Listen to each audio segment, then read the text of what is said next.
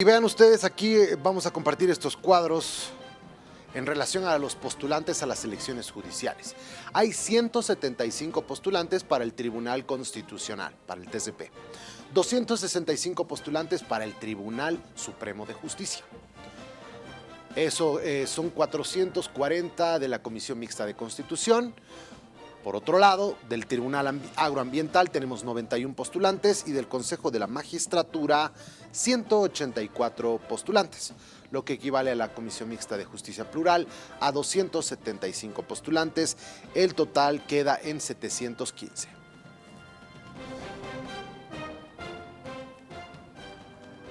Bueno, y aquí vamos a ver lo que podríamos decir caras conocidas, por no decir personajes ya conocidos dentro de la política, comentadores, gente que se ha visto presente en algunos cargos ya anteriormente. Y veamos aquí, por ejemplo, a Marco Ayala, del Tribunal Agroambiental, ex vocal del Tribunal Supremo Electoral. Es postulante a Tribunal Agroambiental. Tenemos a Gualberto Cusi, quien es ex magistrado del Tribunal Constitucional, una figura también polémica, una figura presente dentro de la coyuntura nacional. Gualberto Cusi está postulándose al Tribunal Agroambiental. Lo veíamos también en la nota, por cierto, ahí hablando acerca de que se están pasando algunos billetes, se está hablando de para poder asegurar las candidaturas, las postulaciones, etcétera. Y bueno, tenemos obviamente al actual vocal del Tribunal Supremo Electoral, al señor Tawichi Tawichi. Él se está postulando al Consejo de la Magistratura. Tenemos a Olvis Egues, actual magistrado del Tribunal Supremo de Justicia, autoprorrogado. Y él se está postulando al Tribunal Constitucional. Bien, entre otros rostros familiares, vamos a hablar de Marvin Molina, actual presidente del Consejo de la Magistratura. Él se postula al Tribunal Supremo de Justicia. Wilber Choque, ex consejero de la Magistratura, al Tribunal Supremo de Justicia. Y también destacamos a Lucio Fuentes, consejero de la Magistratura. Él se está postulando a ese cargo. Es un ex magistrado del Tribunal Agroambiental. Bien, ahora sí. Es sorprendente que de 96 postulantes que hablábamos el viernes en este mismo programa, pues hemos superado ampliamente las expectativas.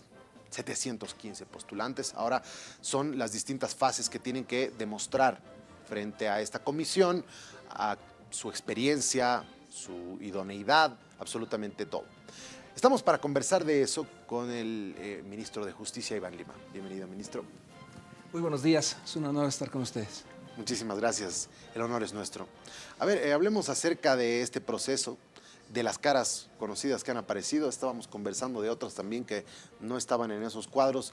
El personaje Zenón Bacarreza, por ejemplo, también polémico personaje de la justicia nacional. Y así hay varias figuras interesantes que se han postulado. ¿Cuál es la evaluación que le da esta primera etapa y estos nombres que aparecen de la coyuntura nacional? Es la cantidad mayor de postulantes que tenemos. En los dos procesos anteriores rondábamos los 500 postulantes. Mira, hay algunos departamentos y tribunales que tienen menor cantidad de postulantes. Seguramente para el agroambiental y el consejo, que son de circunscripción nacional, tenemos ya la suficiente cantidad de candidatos, hombres, mujeres, del mundo o de extracción indígena originaria campesina, que nos garantizan que en esos dos tribunales no vamos a tener problemas.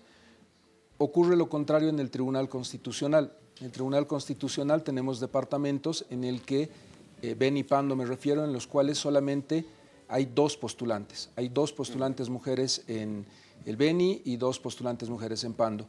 En los demás departamentos tampoco estamos con cifras muy amplias. El margen es muy pequeño y nuestra Constitución prevé que tengamos equidad de género y tengamos siempre participación indígena originaria campesina en estos tribunales.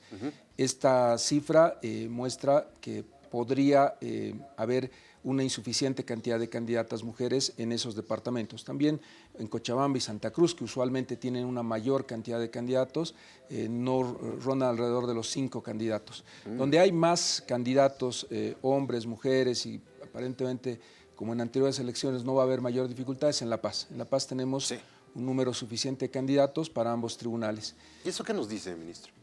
Mira, una de las condiciones para ir al Tribunal Constitucional es la especialidad, tener una maestría, tener trabajo en el área constitucional, y no es un área en el que trabajen la mayor parte de los abogados, es un área en la que tienes menores condiciones de trabajo, más en otros departamentos que no sean La Paz. La Paz es donde se discute lo constitucional, lo político, lo que tiene que ver con esta temática. En otros departamentos la materia constitucional no es la más llevada. En todo caso, también se da una particularidad que hay que ir analizándola, y ahí te hago un paréntesis. Mira, me hubiera encantado comentar contigo de manera amplia los nombres de los candidatos, pero claramente si el ministro de Justicia se pronuncia positivo o negativamente sobre alguno de ellos, claro, podría haber ya una connotación que afecte el proceso. Pero sí me gustaría comentarte algunos temas que ustedes como periodistas los van a revisar.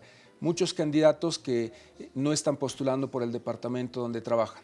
Muchos candidatos que trabajando en La Paz o en Santa Cruz están postulando por Pando, por Chuquisaca o por Cochabamba. Llama la atención que hay muchos candidatos que uno diría tienen algún apoyo en Cochabamba o en la zona del Chapare, que han decidido postular en la zona de Cochabamba, ¿no? Esa es una de las características de las listas que tenemos. La segunda, que me parece muy relevante y muy importante, es la experiencia de quienes están participando. Hay presidentes de tribunales departamentales, vocales, fiscales, la fiscal departamental de Tarija está postulando, y otros candidatos que en este momento están ejerciendo funciones públicas. No tanto del Ejecutivo como en anteriores elecciones. He visto algunas personas del Ejecutivo, pero la minoría. Uno de los subprocuradores de la Procuraduría General está postulando, y de esa forma tienes en esta elección de los 715, te diría más del 50% que tiene experiencia, que ha sido juez, que ha sido vocal, que ha trabajado. Lo señalabas bien, de los 3 procesos anteriores se han vuelto a presentar muchos candidatos que estaban en el agroambiental o en el Consejo y están optando por otro tribunal, o al revés, del Supremo al Constitucional o al Consejo de la Magistratura. Algo que me parece positivo es que ni el presidente del Tribunal Supremo ni el presidente del Tribunal Constitucional están postulando en este momento. Tampoco el presidente del Tribunal Agroambiental. El único presidente de los 4 tribunales que está postulando es Marvin Molina, presidente del Consejo de la Magistratura. Conflicto de interés, probablemente. Habrá que definirlo en esta primera etapa, en estos 60 días. ¿Es probable que lo depuren a él? Mira, las condiciones en este momento legales, normativas, no lo inhabilitan por ocupar ese cargo y ser candidato. Sin embargo, claramente va a existir un conflicto de intereses el momento en el que pase a la papeleta electoral. Definitivamente el conflicto mayor y el que yo le pido reflexione y analice al Tribunal Supremo Electoral es el de Bocal Tahuichi. Bocal Tahuichi en este momento está formando parte del proceso y es candidato. ¿Tendría que renunciar o algo así? Claramente hay una incompatibilidad, hay un conflicto de interés, más allá del tema ético, incluso hay un tema legal que podría generarle problemas al proceso electoral. No es posible que los que van a administrar el proceso electoral, el árbitro, para ponerlo gráficamente, esté jugando el partido. Eso es algo que debió pensarlo, entendería que lo ha debido hacer. Espero que nos enteremos en el día de hoy de que ha presentado su renuncia, porque claramente ahí existe una incompatibilidad. Lo propio y muy grave en el departamento del Beni.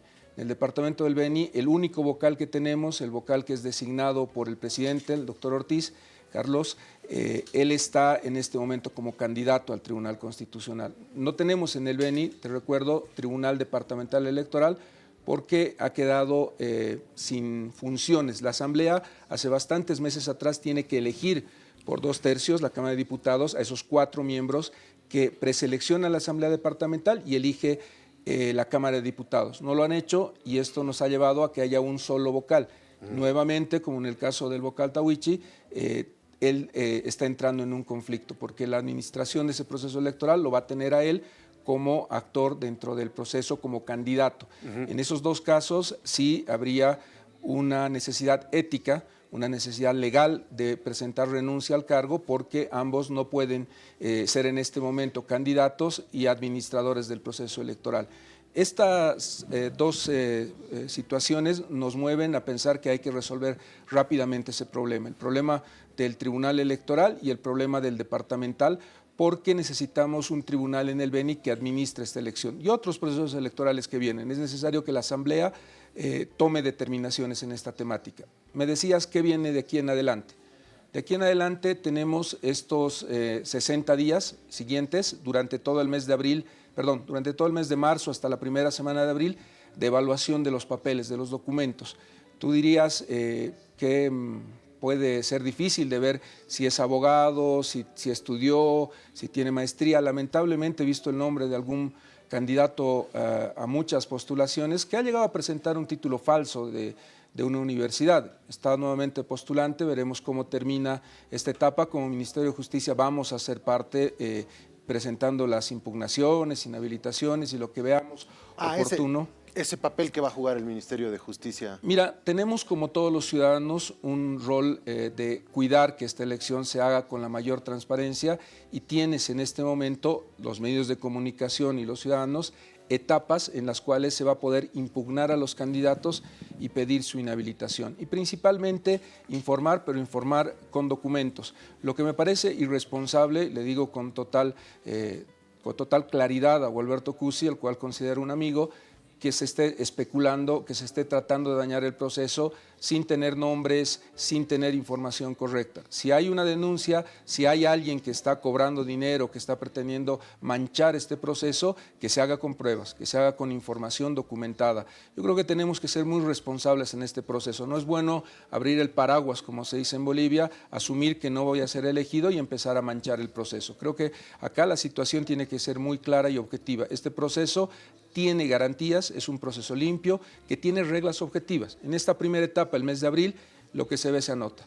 Tienes título de doctorado, tienes tu punto. Tienes título de maestría, tienes el puntaje. Tienes estudios y trabajo, que es lo que se va a evaluar, publicaciones, y tienen que estar correctamente inscritas. Si uno presenta un libro, que muchos candidatos en los dos anteriores presentaban libros que estaban con la tinta de haber sido impresos en ese momento, no sirven, ¿no? Tienen que ser revistas indexadas, tienen que ser publicaciones que estén registradas en el SENAPI oportunamente. Creo que este proceso tiene reglas muy claras y son 100 puntos que se evalúan este mes, y lo que tendríamos que ver como sociedad es que esto sea objetivo.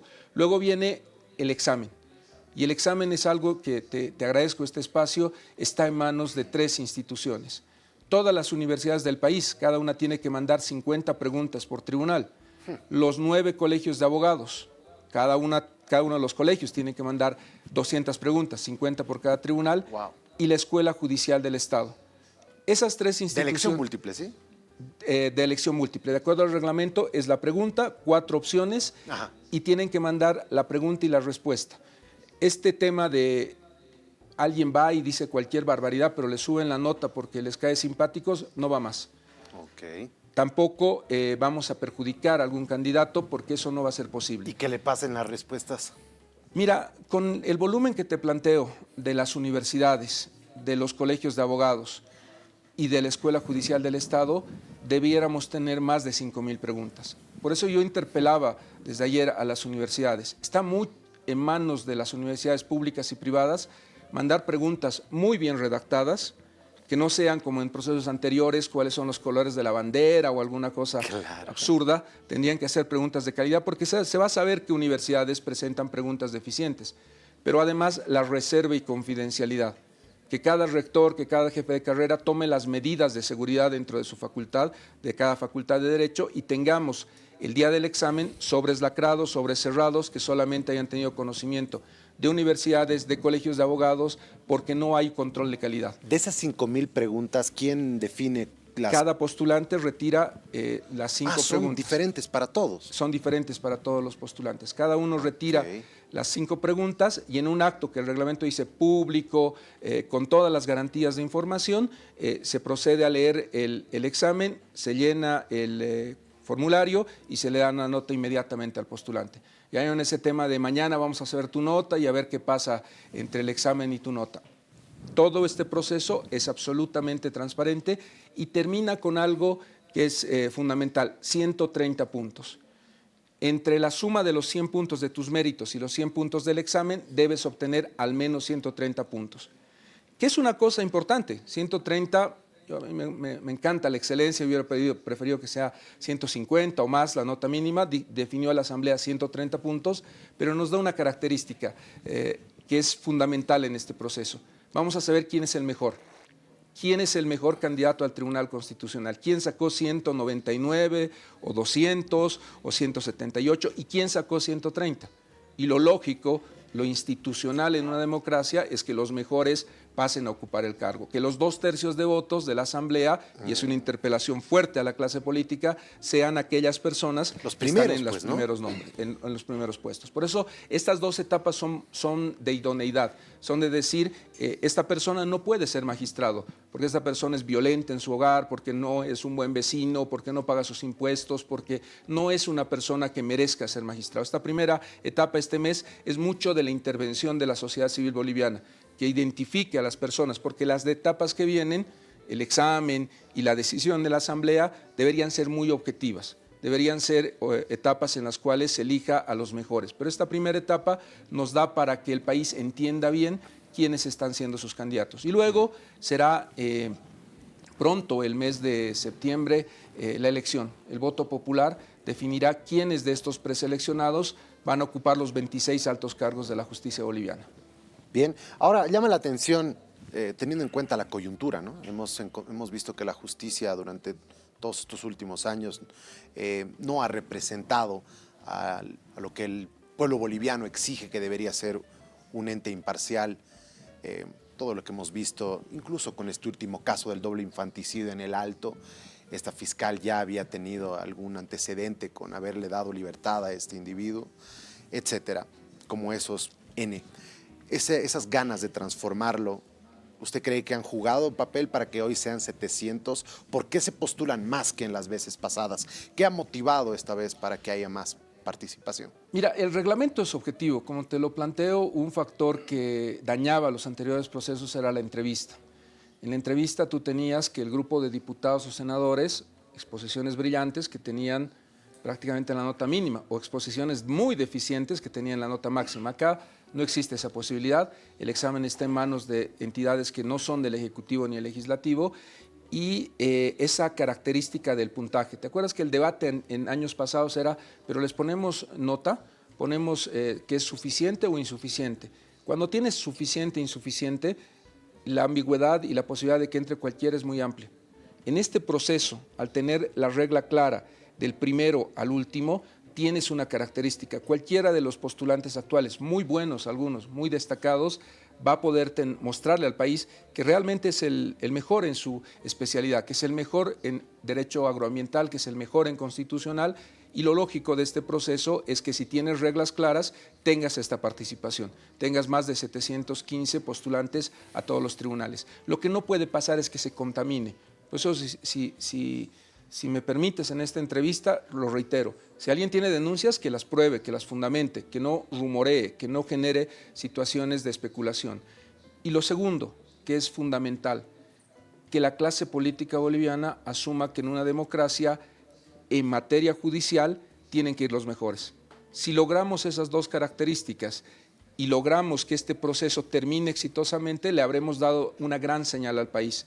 Lograremos que en esta elección tengamos a los mejores juristas, a los que quieren participar, alguna vez lo decía, que se remangan la camisa y van a trabajar por el país, elegidos como magistrados y consejeros. Estamos en un momento de inflexión, en un momento en el que podemos pasar la página al dedazo que ha caracterizado las anteriores elecciones, a un proceso... ¿Por qué dice que caracterizaba eso el dedazo? Porque tenías un partido político que tenía 2/3 de votos en la Asamblea, y ese tema permitía que una sola persona pueda elegir quiénes iban de magistrados o consejeros, con algunas excepciones que lo reconozco porque era imposible ya sacarlos a varios de los candidatos, pero la mayor parte de los candidatos terminaron siendo elegidos por la voluntad de una sola persona. ¿Eso quiere decir que las actuales autoridades han sido elegidas de esa manera? No, porque, como te digo, la gran mayoría tenía esa característica y otros ingresaron por la vía de los méritos, que es una vía que era minoritaria, pero existió en ese proceso electoral. Mira, varios de los que están actualmente en Sucre no han sido elegidos por el voto popular, son suplentes que han entrado a raíz de alguna situación que se ha presentado. El presidente del Tribunal Constitucional perdió la elección, no era parte de ese esquema y terminó como presidente del tribunal porque un magistrado renunció y él quedó habilitado. Lo mismo puedo decirte del presidente del Consejo. También es un magistrado que no estaba en la lista de los elegidos inicialmente y entra luego a raíz de la renuncia de uno de los... no, en el caso de él fue a partir de la destitución de Halcón y Dolca Gómez que cesaron en el Consejo de la Magistratura. Creo que hay una situación diferente en cada caso y hay que ir evaluándola por tribunal. Lo que queda claro es que este año tenemos una renovación de la justicia en la medida en la que todos pongamos de nuestra parte. Algo que yo reclamaba y le pedía a mis colegas abogados era que postulen. Han cumplido. Los abogados del país, les agradezco, les felicito, han presentado sus postulaciones. Viene esta etapa en la Asamblea y luego viene la decisión del pueblo boliviano con su voto. Creo que estamos en un buen camino y hay que poner muchas luces, hay que poner mucha lupa en la vida de todos los candidatos porque ahora necesitamos que sean idóneos, que sean personas que además de tener títulos y tener trabajo, sean personas idóneas que le garanticen al pueblo boliviano una nueva justicia. ¿Les preocupa que se pueda, porque hay que aprobar esta lista con 2/3? ¿Esa podría ser una situación que lo bloquee todo? Si no hay 2/3 no va a poder el Tribunal Electoral organizar la elección. Lo que es bueno es esto que te planteo. Vamos a tener un ranking de candidatos. Va a ser muy difícil que los políticos de todas las fuerzas le puedan decir al país, a la prensa, a la sociedad boliviana, que no van a elegir a estas personas, que no van a elegir. En el agroambiental y el Consejo, te digo, es prácticamente imposible. Más de 180 candidatos, que no puedas escoger a 3 que van al Consejo, es poco probable. Pero vas a saber de todos ellos quién es el 1, quién es el 2 y quién es el 3. Y lo lógico es que elijas entre los 10 primeros, no que elijas al número 100 o al número 180. Entonces, creo que las reglas están claras para que el país entienda y sepa que hemos pasado por 2 etapas muy claras. ¿Quién tiene que jugar un rol fundamental desde la sociedad civil ahora? Las universidades. Creo que los abogados, mis colegas, profesores, catedráticos en todo el país, pues, deberán estar toda la jornada llamando a su jefe de carrera, al rector, para hacer un buen trabajo. Gran parte de esta reforma que estamos buscando parte de la idoneidad de los que son magistrados y consejeros. Y este punto, que es fundamental, está en manos ahora de las universidades. Estamos en un buen momento, tenemos candidatos, hagamos bien las cosas. Llevemos adelante este proceso sin ninguna mancha para tener una nueva justicia el mes de septiembre. Ojalá que así sea de corazón. Ya para concluir, ministro, queremos entender la situación del traslado del señor Luis Fernando Camacho a Santa Cruz. Esta era una disposición inicial que salió justamente de la justicia para que vaya a defenderse del caso de Cretazo por allá. Sin embargo, ahora hay una observación de la Procuraduría y quisiéramos ver en materia legal cómo se puede llevar adelante esta situación. Mira, mi posición sobre este tema siempre ha sido muy clara. Este es un tema del debido proceso y de la justicia boliviana. No es un tema del ministro de Justicia. No voy a opinar sobre el tema. Entiendo que para claridad y para difusión de la información, la viceministra de Transparencia ha convocado a una conferencia de prensa en Plaza Murillo justamente en este tiempo, pero como ministro de Justicia yo no puedo referirme a casos concretos. Lo único que voy a pedir siempre es que los jueces respeten el debido proceso. Pero ¿cuál debería ser legalmente la situación? ¿Cómo es una funciona? Es una decisión judicial, Jorge Luis. Los jueces tienen que hablar en este caso, no el ministro de Justicia. Bueno, le agradezco. Muchas gracias, Jorge Luis. Un gusto. Bien, el ministro de Justicia, Iván Lima, nos acompañó en estos minutos para hablar acerca del proceso de las elecciones judiciales, en qué etapa nos encontramos y, bueno, algunos detalles para lo que se viene a continuación, para tratar de lograr los 2/3 en la Asamblea luego de haber elegido a los postulantes idóneos para ocupar cargos tan importantes para el objetivo de transformar la justicia y de corazón todos, creo, estamos haciéndole porras a esto para que salga muy bien. Bueno, 7:46, cerramos acá y continuamos con otros temas.